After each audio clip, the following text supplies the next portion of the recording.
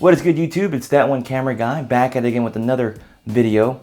In this episode, I wanted to share with you some information about the Sony a6500 overheating situation. I went ahead and finally had the opportunity to test out the 6500. I went ahead and set up a little test rig, well, sort of like a test station on the floor. I had my iPad, I had it running a clock, basically a stopwatch. Then I had the 6500 on a little Gorilla Pod filming the iPad. And then I had the RX100 Mark IV intermittently recording parts of the back of the camera, the 6500. I was not expecting the results that I got when running the test.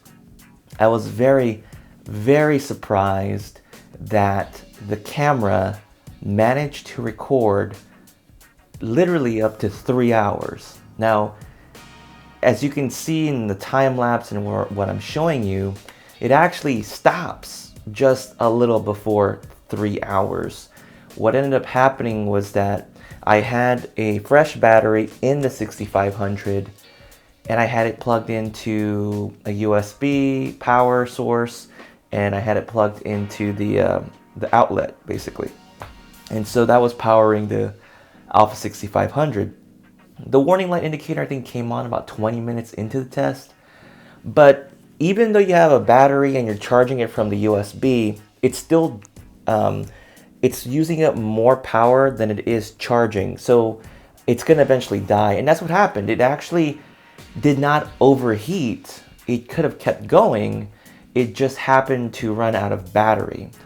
And honestly, I was almost out of space on the card because I was using a 128 gigabyte SanDisk Extreme Pro card, and it was already at the very limit of that card. So as far as my thoughts on this, I still need to do some more tests. Unfortunately, it's no longer overwhelmingly hot where I live. It's not 90 to 100 plus degrees. It's, for the most part, it's around 60 to 70 indoors where I'm living right now.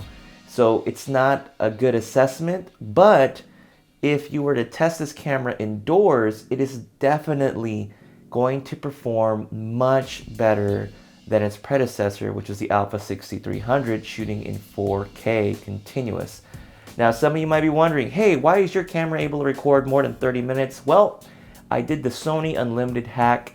I made a video about it some time ago, but I think it might be out of date by now. If you want to know how to do it, or maybe it doesn't make any sense, please leave some comments or questions down below and I'll try to help you out. But I did install the Unlimited time hack on the 6500 and I was able to run the recording up to those 3 hours until the battery died.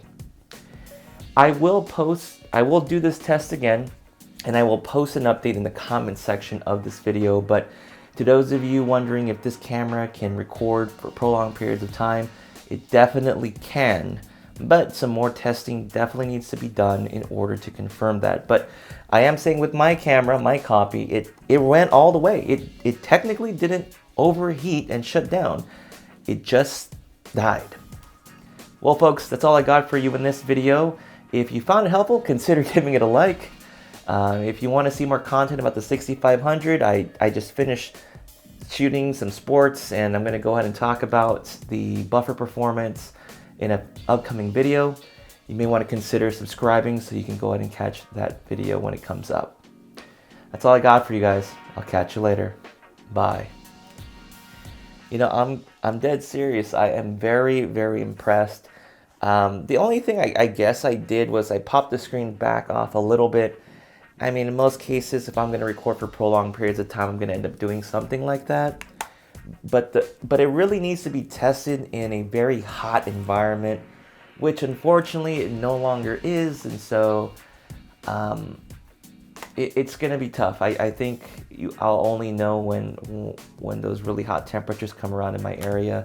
But I am very happy so far with the results. I mean, even the Alpha 6300, when it first came out, couldn't even do this for this lengthy period of time without any modifications. That was me using the cage and popping the battery door open, doing all kinds of wacky things, but this didn't really need any weird enhancements. It just ran.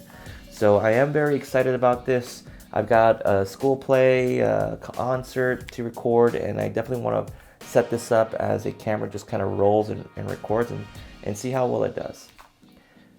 See ya.